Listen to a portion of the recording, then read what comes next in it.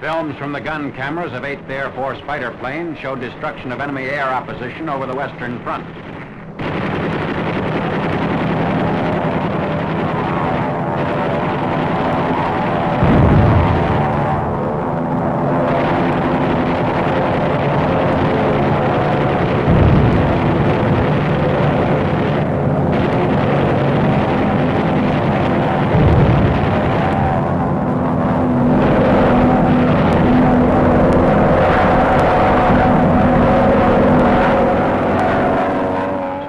Trains and other ground objectives.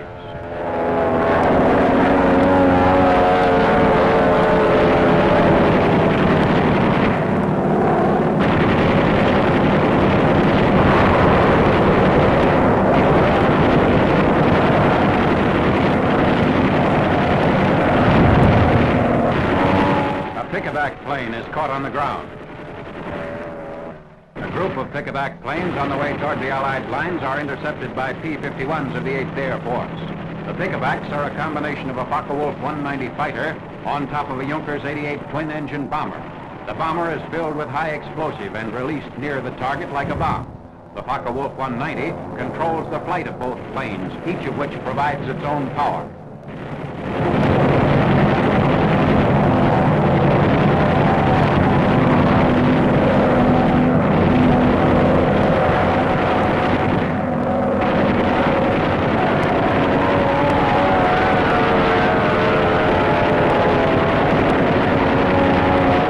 Fighter squadron discovers an enemy airfield covered with planes.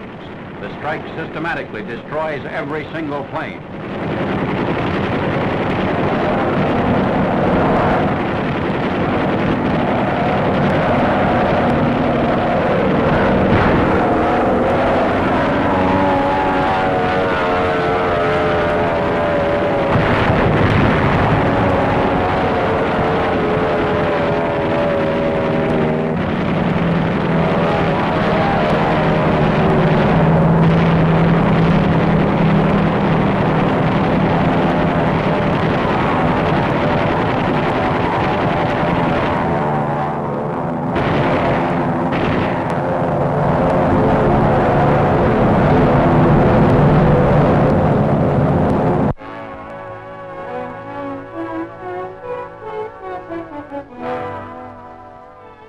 A rest haven behind the 7th Army lines in eastern France. By the truckload, infantry troops bear down on their objective. A week of relaxation in a French town the troops have renamed Shangri-La. Prior to this temporary release from combat duty, most of these men had known only the shelter of a foxhole during 135 consecutive days of combat from the Riviera beachhead to the Rhine. The free modern hotels which make up the quarters at this rest camp are named for the Infantry Division's 5 winners of the Congressional Medal of Honor. Like at a church supper in the old frontier days, the GIs checked their rifles at the door. No more M1s for the rest of 7 days. A tour of the grounds reveals all kinds of possibilities.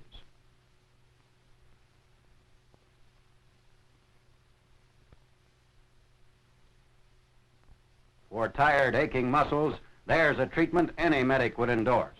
A half-hour's hot dunking in the sulfur water of a famous French spa. The clothing exchange, where the vacationing GIs swap battle-worn gear for a brand new issue. Heavy outer garments, which cannot be exchanged, are laundered and returned at the end of the week. First on the schedule, a real bed. Sleep on a thick, soft mattress in a real bed ranks highest with rest camp visitors. There are definitely no gigs for getting up late in the morning.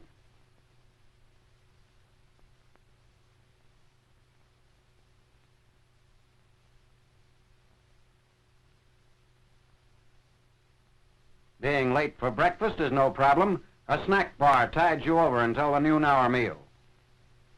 The PX has everything.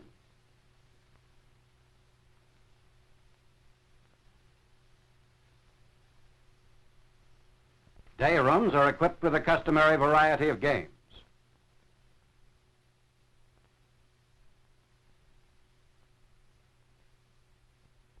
The Red Cross Lounge, for reading or just taking it easy. or daydreaming. Time for a show. Latest movies from Hollywood are shown. A one-horse open sleigh. A couple of days ago, they were at the front lugging field packs through the snow. Ski yoring, a tonic for battle-weary minds.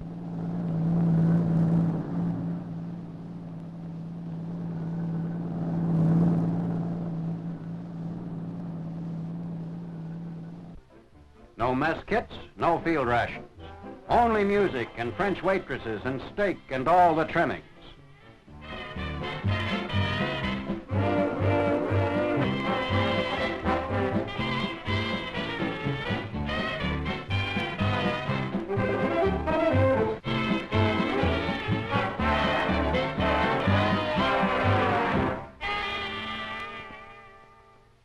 Dances are held twice weekly, with plenty of partners to go around.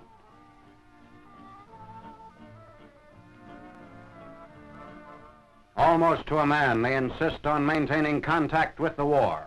After all, their buddies are still out there. 6 days of rest, and then back to the front. It's not easy to go back after living country club style, but there's another batch of soldiers anxious to get a taste of it. So long, Shangri-La. It was great while it lasted.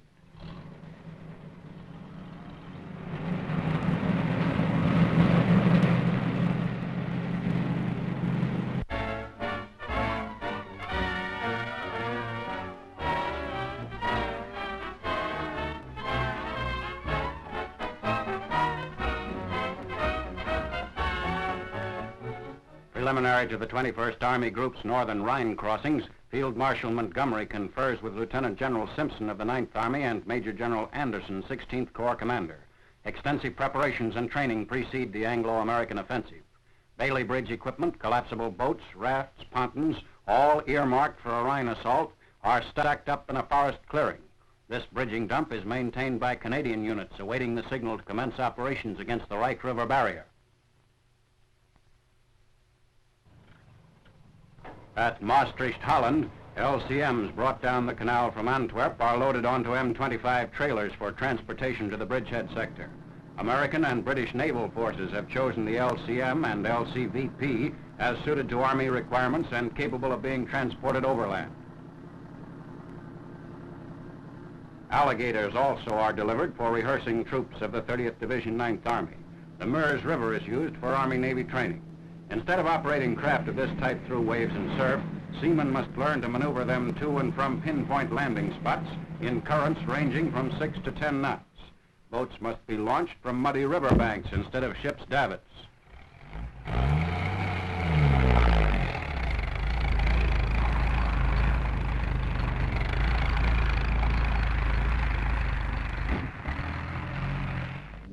Preparations for the airborne operations coordinated with the amphibious assault. Elements of the 1st Allied Airborne Army drill in France 10 days before Lieutenant General Brereton's aerial task forces converge on the Rhine.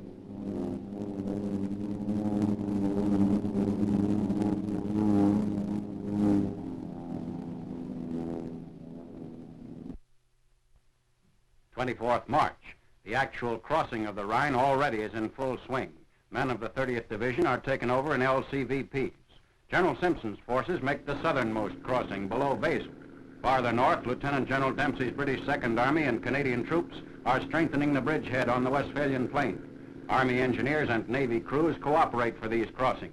The engineers launch the craft and furnish guides, and the sailors operate them, applying lessons learned in weeks of practice. A jeep with ammunition trailer comes ashore, followed by reinforcements of all types for advance elements moving beyond the east bank of the Rhine. Operations are reported proceeding according to plan, with our troops well into the first German defensive positions north of the Ruhr.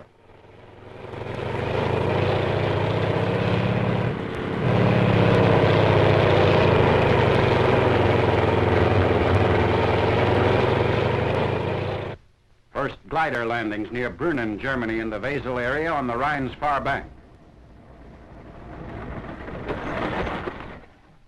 Coming in after Marshal Montgomery's columns have been launched across the Rhine, these units have the immediate objective of seizing high ground around Wesel. A junction with the American and British troops is made 6 hours after the airborne troops commence to land. To the south, the 4th Armored Division, spearheading General Patton's Rhine push, passes liberated forced laborers. The disorder of the German retreat is made evident by groups of Nazis giving themselves up without offering resistance. This dash by the 4th Armored precedes the final battle for the Saar-Moselle-Rhine Triangle and 3rd Army crossings of the Rhine.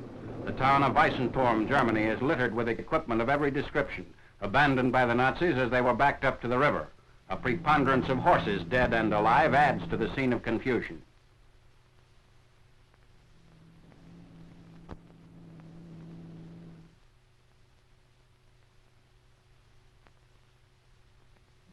Disorder at the Rhine bank, where Nazi stragglers wait to be moved to prisoner cages. The 4th Armored alone captures more than 4,000 prisoners in its drive through the West German hills.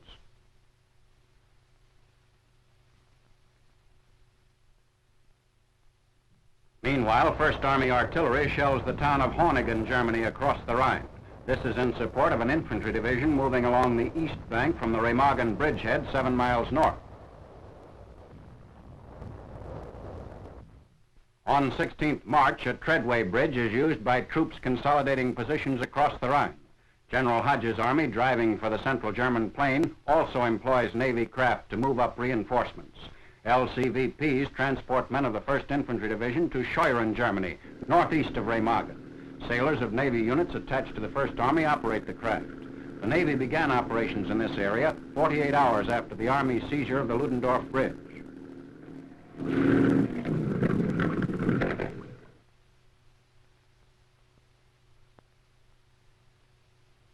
In addition, supplies are ferried across the Rhine in ducks. 2 amphibious truck companies, 1 a Negro outfit, man the amphibious vehicles on the runs to and from Unkel, Germany.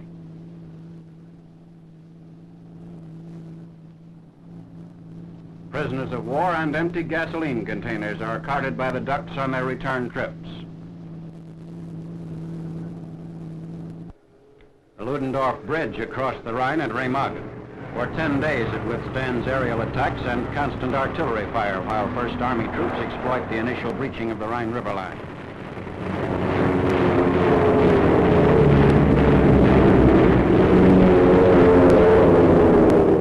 Traffic in the face of the attacks must be kept to proper intervals between vehicles. A convoy of ponton equipment is ready to be unloaded for engineer battalions who begin construction despite the enemy raids. Normally a 34-hour job, the bridging operations are hours behind as Nazi fire flares up repeatedly.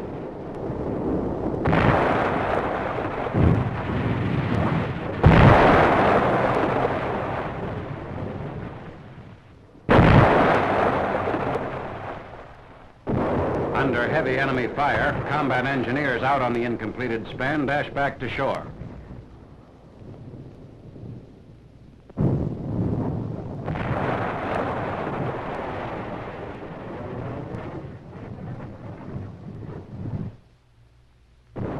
Despite these attacks, the 1st Ponton Bridge is completed and handling heavy traffic on 14th March.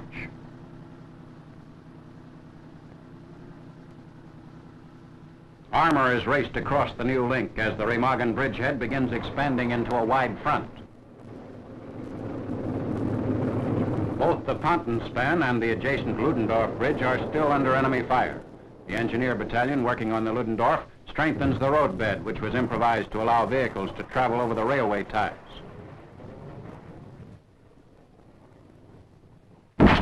Damaged structural members of the bridge are removed by engineers. But weakened by the cumulative damage, the Ludendorff collapses on 17th March while about 300 engineer troops are working on it. Many of them are hurled into the swift icy water or crushed by the falling structure.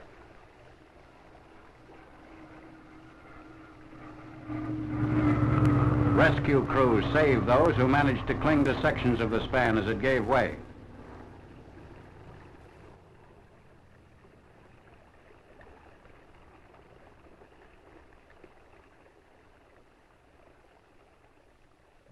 Rescuers swim out into the Rhine to reach injured men kept afloat by driftwood.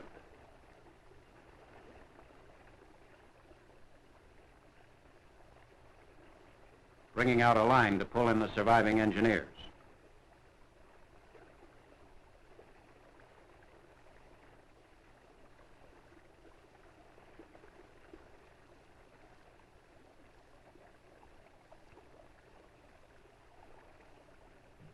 Quick action of this type saves many lives. When the 512-foot center span of the Ludendorff gave way, there was no vehicular traffic crossing the bridge. Crews extricate bodies pinned beneath the heavy beams.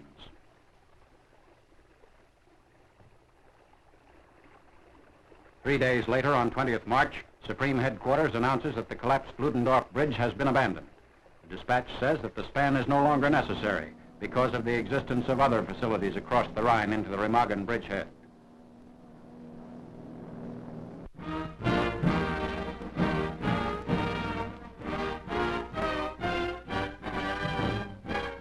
RAF films of the jet-propelled Gloster Meteor, British counterpart of the American jet plane, the P-80 Shooting Star.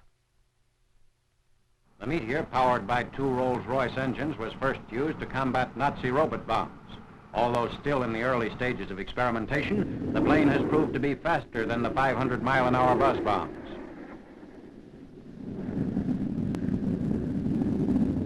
Smooth running, easy to fly, and practically noiseless, the Meteor leaves almost no trail of smoke.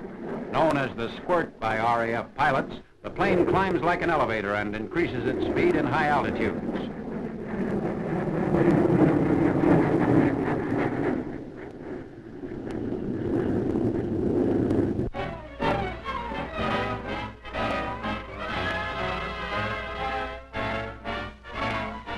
The main component of the M69 Bomb, a cheesecloth sock containing specially processed jellied gasoline.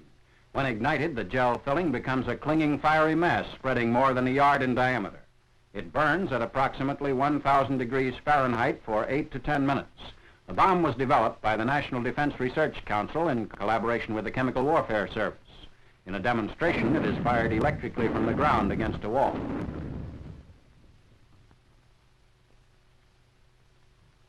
For airdrops, the M69 is assembled in groups of 38. The E-23 adapter is used in forming 500-pound aimable clusters carried by planes equipped to handle this size bomb. On the assembly line at Mays Landing, New Jersey, the bombs are secured inside the cylindrical halves of the cluster wall. The bomb is held together by 9 steel straps attached to release buckles, which are broken open by time fuses within the fin assembly. The clusters are given high and low altitude tests at Edgewood Arsenal with a B-25 loading the 500-pounders.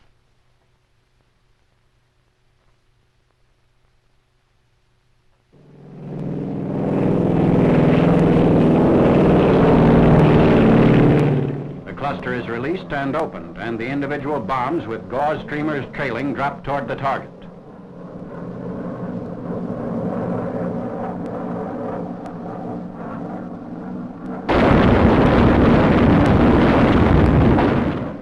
On impact, an M1 fuse detonates the ejection charge, which ignites and hurls the gel filling from the tail of the bomb. Another drop of the jellied gasoline bombs. The M69 saw extensive use in the March fire raids on Tokyo and Nagoya.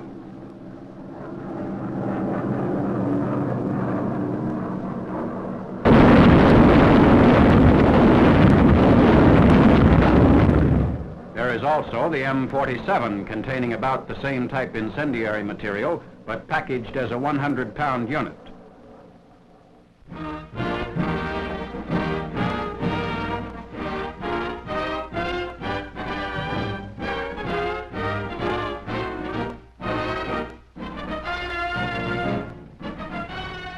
American-trained Chinese First Army troops drive on Lashio. Bulldozers clear the way for tanks and infantry advancing on the ancient city, main terminus of the Burma Road. The Nam Yao River is crossed at the site of a blown-out railroad bridge about 2 miles from the city.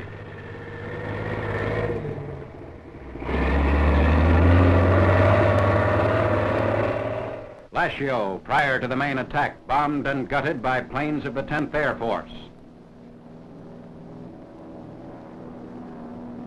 strategic importance of Lashio is its railway facilities connecting it with Mandalay and other Burma cities. Troops of the Chinese First Army occupy Lashio and its adjoining airstrip 7th March. The Japanese offered only slight resistance before withdrawing. A captured Japanese machine gun, one of the many weapons abandoned by the enemy in his hasty retreat. Thousands of gasoline drums are strewn over the airstrip. Negro troops of an anti-aircraft battalion quickly set up their guns along the captured runway. Enemy pillboxes built near the field are constructed with 3 separate compartments for greater protection against shell hits. Wreckage of old Japanese and American planes and engines found in many of the 102 revetments along the airstrip. This dummy was painted and then placed near the edge of the airfield to draw fire from our strafing and bombing planes. A railroad engine, cleverly hidden and camouflaged by the Japs. Lieutenant General Daniel I. Sultan and Chinese commanders at Lashio Railroad Yard. In a pincer movement coordinated with the Chinese First Army drive on Lashio, British troops advance on Mandalay. Abandoned railroad cars of the important Mandalay-Lashio Railway. Sikhs, Punjabis, and Gurkhas of a predominantly Indian division strike toward the city in heat which exceeds 130 degrees.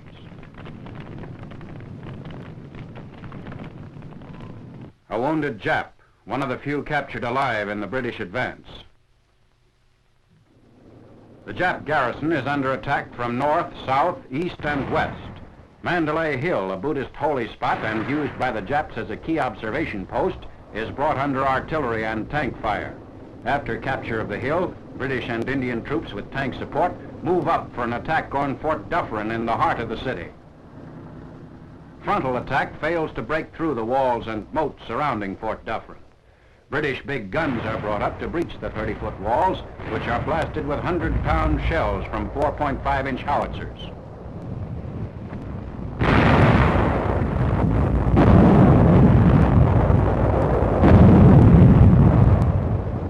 A battalion supported by tanks firing point blank at the main gate smashes against the fortifications. Japs hold up and barricaded behind the wall, drive the attackers back with machine gun fire. Several of our tanks are knocked out in the action. Flanking movements feel out weak points in enemy positions. The last remaining center of Jap resistance in Mandalay, the fort is fanatically defended in a 12-day siege. Fall of Fort Dufferin and Mandalay takes place 20th March after almost 3 years of Japanese occupation.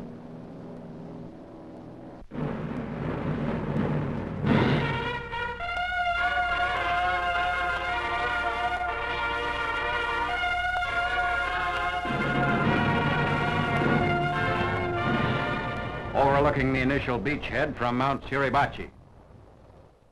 D-Day +5, shelling the ridge bordering the No. 2 airstrip.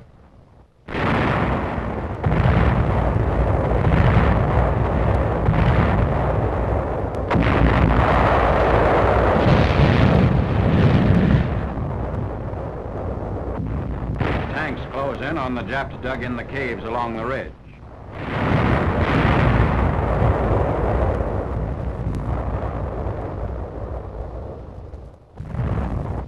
One of our mortar crews is knocked out.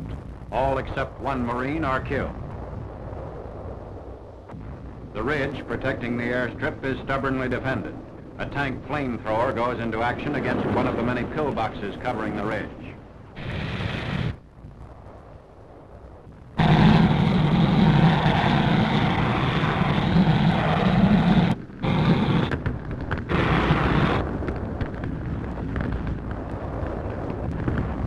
Demolition crew placing charges at the entrance of a blockhouse.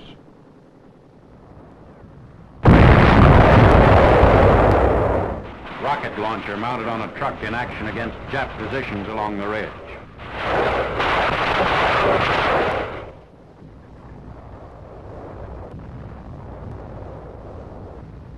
Troops sweep across the plateau above the airstrip.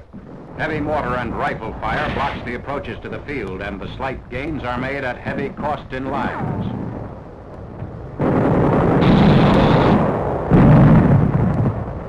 Jap trenches along the ridge remain the last obstacle before the airstrip. Seizure of the ridge puts the airstrip and surrounding enemy positions under direct fire of our guns.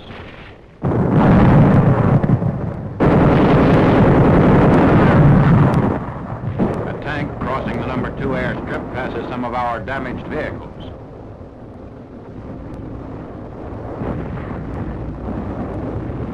Air Corps films of Iwo Jima from a C-47 bringing in supplies from Saipan. Circling Mount Suribachi for a landing on airstrip number 1. 4 more C-47s follow the first one in. Each plane carries 13 packs containing 17 mortar shells. The first P-51 lands on airstrip number 1.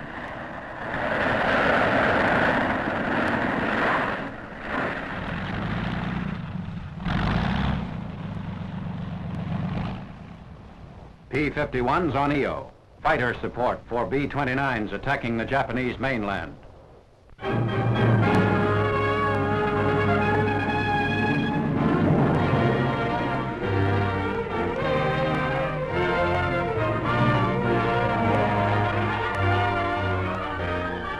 Navy films of a carrier strike at the Ryuku Islands, 360 miles south of Japan. Aircraft carriers, battleships, cruisers, and other units of Admiral Raymond A. Spruance's powerful Fifth Fleet battle through heavy seas. They penetrate deep into territory considered by the enemy as part of the Japanese mainland. Hundreds of bombers and fighters take off from the decks of the task force carriers. A protective umbrella of Hellcats and Corsairs is thrown around the fleet, while Avenger torpedo planes and Helldiver bombers sweep inland.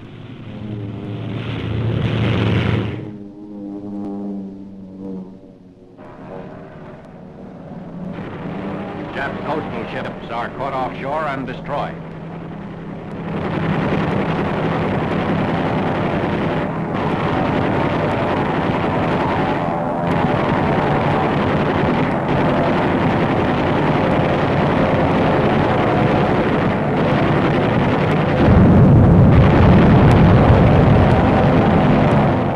Jap warships and cargo vessels anchored in the island harbor and breakwater are strafed and sunk.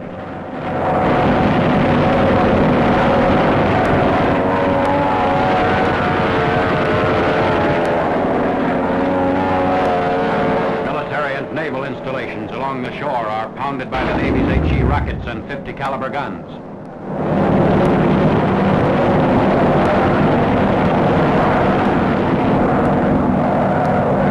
The island's big airstrip is raked by heavy fire.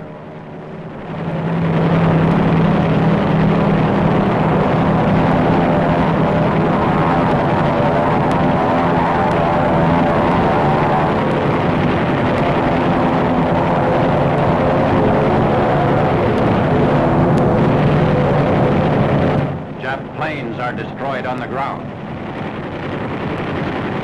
Back at the fleet, Jap aircraft strike at our ships.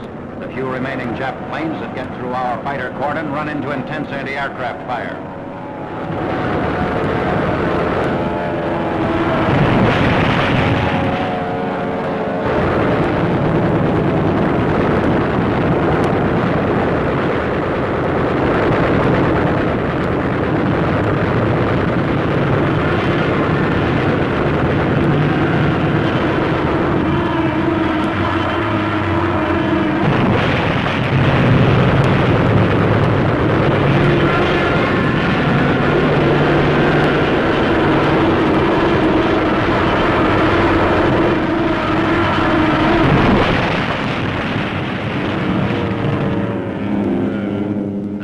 Precedes the invasion of Okinawa Island by the 10th Army on 1st April.